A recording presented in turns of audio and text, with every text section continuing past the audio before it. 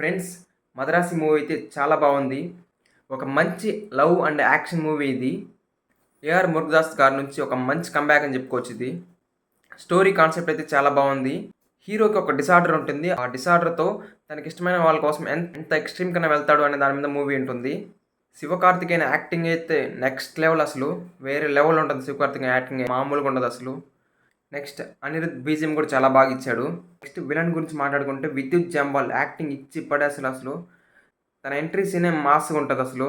Next ఈ మూవీలో ఇంకొక మెయిన్ పాజిటివ్ ఏందంటే స్టంట్స్ అండ్ ఫైట్ సీన్స్ అనమాట. స్టంట్ కొరియోగ్రాఫర్లు చాలా బాగా చేశారు ఈ మూవీలో.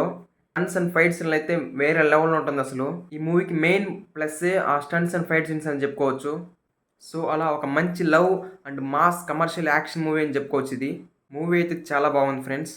సో, ఓవరాల్‌గా చూసుకుంటే మురుగదాస్ గారి డైరెక్షను, శివకార్తికేయన్ అండ్ విద్యుత్ జంవాల్ యాక్టింగ్ నెక్స్ట్ లెవెల్‌లో ఉంటదసలు.